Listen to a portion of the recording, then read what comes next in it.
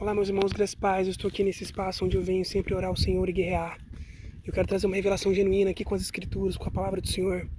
Essa Bíblia, o Senhor me entregou num período onde eu fui batizado com o Espírito Santo, no ano de 2023, onde o Senhor trouxe para mim uma promessa sobre a unção, o ano da unção do governo. E o Senhor me deu revelação de Davi sendo ungido pelo Espírito Santo de Deus, sendo ungido com óleo e recebendo o Espírito Santo. Então, o que o Senhor me revelou, eu estava aqui passando por esse lugar onde eu sempre oro e eu ouvi uma fogueira acesa. E o Senhor começou a me lembrar que a marca de um verdadeiro cristão, de um servo de Deus, é um coração em chamas. No trono de Deus, na eternidade, existem brasas vivas diante do altar. E no templo de Jerusalém, um dos mandamentos era que a chama deveria estar sempre acesa, ela nunca deveria se apagar. Quando nós vemos em Apocalipse, tanto em Daniel quanto em Apocalipse, Daniel é um livro que possivelmente foi escrito 1500 anos de Jesus vir à Terra. E foi descrito Jesus Cristo com os olhos como tochas de fogo. Em Apocalipse você vê o mesmo Jesus descrito com os olhos em chamas de fogo. Um cinturão de ouro nos seus lombos, assim como também em Apocalipse.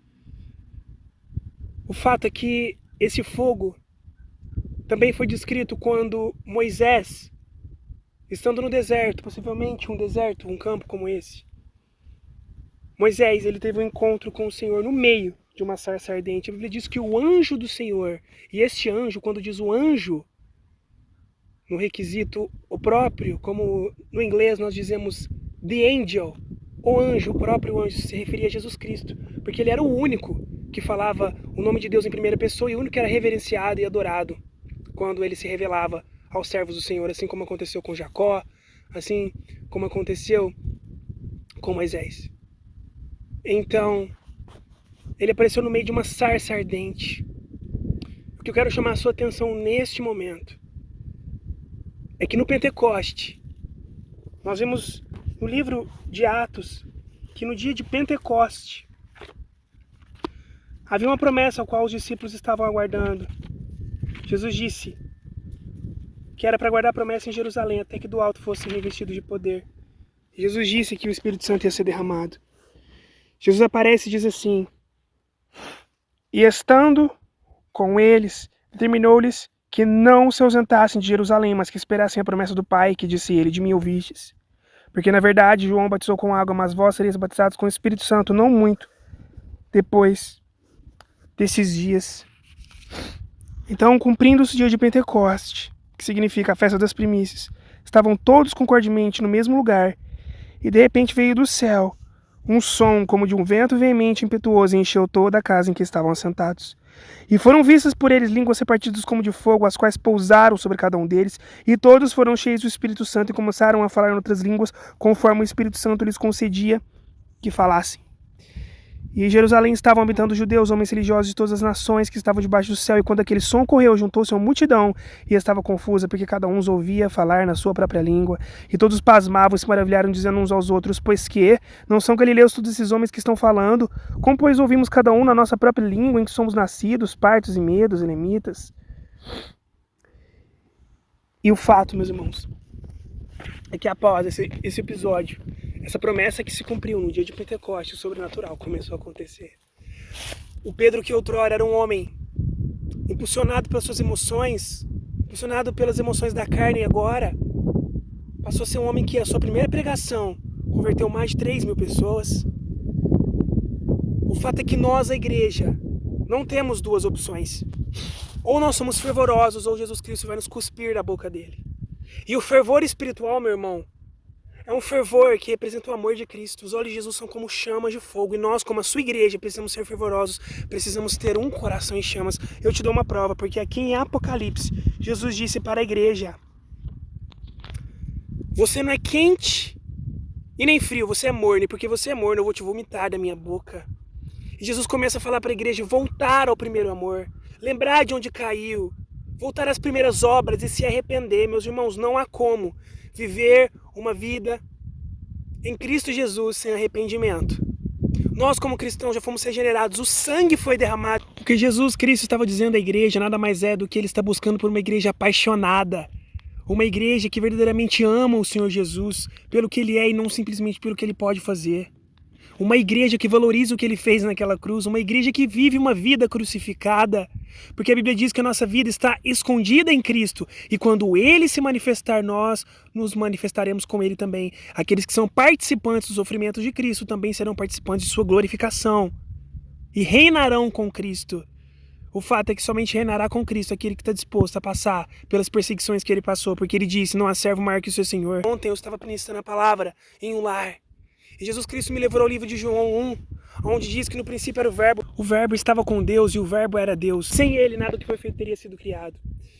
Então Jesus Cristo derramou sangue. Eu li em Isaías 53, profecia 500 anos antes de Jesus vir ao mundo, que dizia verdadeiramente ele levou sobre si nossas dores e enfermidades. E nós o reputávamos por aflito, ferido de Deus e oprimido, mas ele foi ferido por causa das nossas transgressões e moído por causa das nossas iniquidades. A sarça ardente que apareceu para Moisés não consumia a sarça. O que nós estamos vendo no Brasil é um fogo que está consumindo. Mas Jesus Cristo quer derramar no Brasil um fogo que vai avivar, o fogo do avivamento, o fogo do Espírito Santo, assim como em Pentecoste, através de mim e de você, a igreja do Senhor Jesus Cristo, fervorosa, que vai e realiza maravilhas, como os discípulos também fizeram. Porque essa é a promessa de um fogo que vai incendiar as nações, que vai começar no Brasil e através de nós. Para finalizar, é que nós precisamos ser uma igreja, um povo escolhido, que vive uma vida que condiz com o que Jesus Cristo fez naquela cruz e com o que foi derramado no dia de Pentecoste. Porque o Espírito Santo ainda está se movendo na terra, a porta da graça ainda está aberta, mas a porta da graça vai se fechar.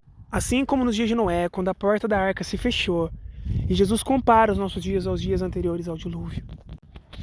Jesus busca por pessoas que são como sarça ardente, que têm um coração em chamas de amor pelo Senhor, que não são mornos, que não são frios.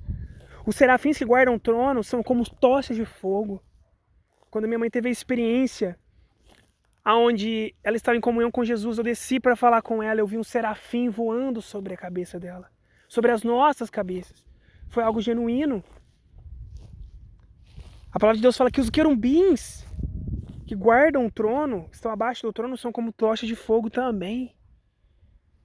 O Senhor é um Deus de poder, de fogo, de manifestação. E a igreja do Senhor precisa ser uma igreja apaixonada, uma igreja que se move pelo fogo de Deus, pela presença de Deus, que vai avante e valoriza o sacrifício do amado Senhor Jesus, do nosso Senhor Salvador e Rei, do Messias de Israel. E muito em breve o Senhor Jesus vai salvar Israel, é uma promessa genuína. Após a grande tribulação, após o arrebatamento da igreja, o Senhor Jesus vai levantar 144 mil homens selados, 24 mil de cada tribo de Israel, são 12 tribos. Vai levantar as duas testemunhas que vão ser Elias e Moisés. E vai cair fogo do céu. E o Senhor vai salvar o remanescente de Israel.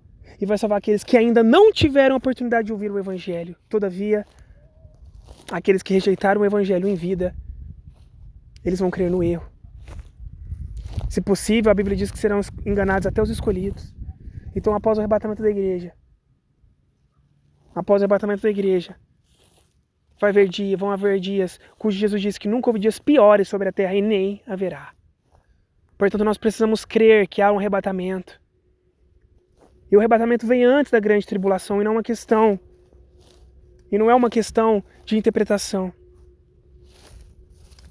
É uma questão bíblica, porque Jesus disse para a igreja fiel: porque foste fiel e não negaste o meu nome, eu também te livrarei da hora da tentação que há de vir sobre a terra, porque guardaste a minha palavra. E a Bíblia diz também que só um que detém os planos do anticristo, chamado de Inico, até que do meio seja tirado, então será revelado o Inico, o qual será destruído pelo sopro da boca de Jesus. Nesse contexto, a palavra está falando sobre o anticristo, porque este que está retendo os planos do anticristo é o próprio Espírito Santo, cujo está na terra e mora dentro de cada um de nós, mora na igreja. O Espírito Santo e a igreja são inseparáveis. Logo, quando o Espírito Santo sair da terra, a igreja sairá também.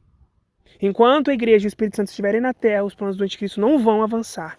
Portanto, que você, que ainda não teve a oportunidade de acreditar e receber Jesus como seu Salvador, e ter o seu nome escrito no livro da vida, você tem a oportunidade de fazer isso agora. Porque a Bíblia diz que aquele que não foi achado escrito no livro da vida será lançado no lago de fogo. Não porque Deus tem prazer em lançar alguém para o inferno, mas porque a salvação para as nossas vidas é Jesus. E aquele que não aceitar Jesus como seu Salvador, consequentemente irá para este lugar. Porque são os nossos pecados que fazem separação entre nós e o nosso Deus. E são os nossos pecados que nos levam para o inferno. E nós não podemos nos salvar. Nós não podemos salvar a nós mesmos. Mas a Bíblia diz, se com o teu coração creres que Jesus morreu por você, e com a tua boca confessares que Ele ressuscitou dentre os mortos, serás salvo. Porque Jesus Cristo pagou o preço por você naquela cruz. Porque a salvação não é por obras, é por aquilo que Jesus fez por você. E quando você recebe o que Jesus fez por você na cruz, você é regenerado. Você é liberto do domínio do pecado. Você é liberto da escravidão do pecado, da sentença do pecado. E você recebe o Espírito Santo de Deus, que foi derramado no dia de Pentecoste. E o Espírito Santo testifica ao seu Espírito que és um filho de Deus. Porque naquele momento você é regenerado, você nasce de novo. Por isso Jesus disse que aquele que não nasce de novo não poderá herdar o reino dos céus. A Bíblia diz, ao homem está determinado, ordenado morrer uma vez só, vindo depois disso o juízo. Então quero dizer para você que não existe reencarnação. Você só tem a oportunidade de aceitar Jesus nessa vida. Porque todo aquele que não foi achado escrito no livro da vida vai ser lançado no lago de fogo. A Bíblia diz que o mar vai dar os seus mortos, a terra vai dar seus mortos, e os mortos vão ressuscitar. E eles vão estar diante de um trono branco para serem julgados. Porque Deus é justo.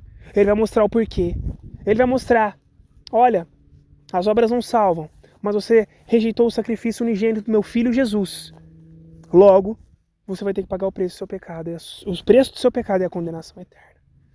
Portanto, nós não cremos em reencarnação. A Bíblia fala sobre a ressurreição dos mortos.